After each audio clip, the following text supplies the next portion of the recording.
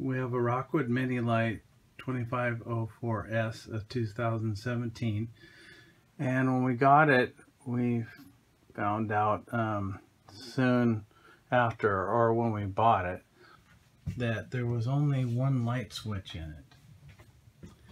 And there was a light switch in here. You turned it on,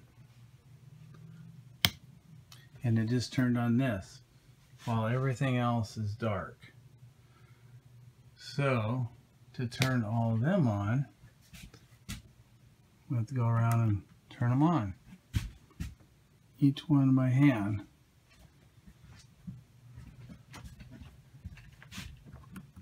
And then this one's hanging because I'm going to show you something. Like that. So, what I've done is I ran wires so that, and put a switch in here in the panel, and what you do is just turn it off and on, and all the lights come on when I do the switch. So except for the back ones, which is good for me. I don't want everything to come on. So in order to do this, I had to buy a switch. Believe it or not, Home Depot sells them. And the rocker switch is right here. I'll post in the description the part numbers and the link to each product. So I took out the blank, did that. Use connectors, this connector, and I use this 16 gauge wire. So what I did was I tried to figure out how to do this by elimination. So first I went down to the fuse panel, which is down here,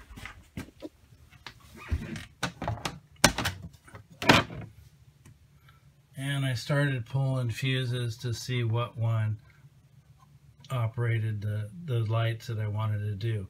And in this situation it was this one, number 5. I pulled it, the lights went off that I wanted off. So then I was like, okay, I'm going to have to run wires down to here into my switch. But what I found out, I got lucky. Took the microwave out, which is right here. It's just 4 screws.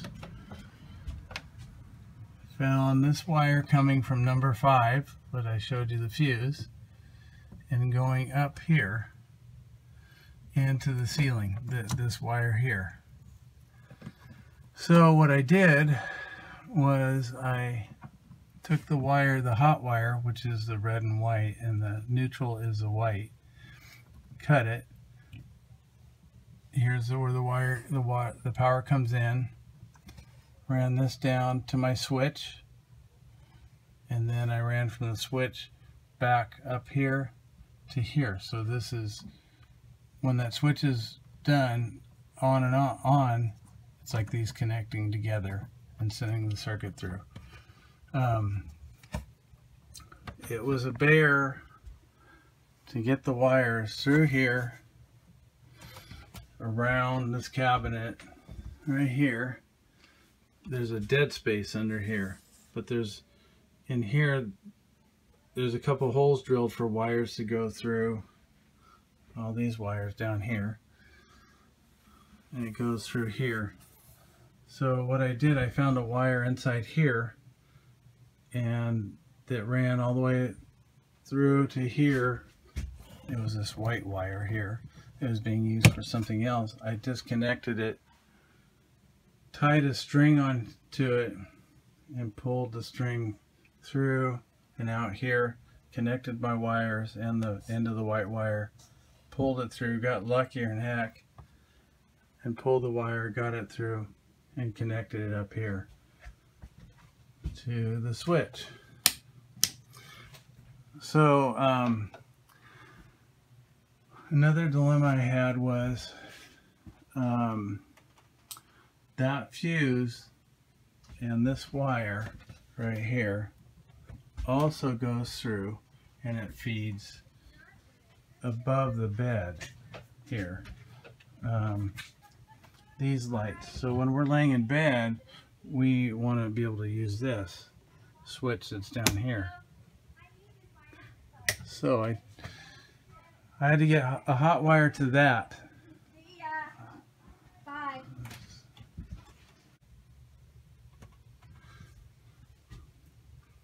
So in order to get the power up to the front lights by the bed, I have this black wire.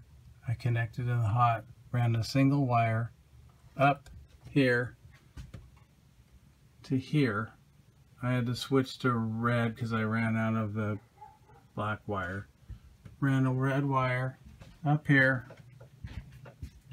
and then it came over to here. So the red wire is right here coming through, and then this wire goes up to the front here to this light area, and then goes down to the switch and back up. So it operates these lights. So, and then I just left the white wire connected, the neutral. So I just needed the one wire to run up.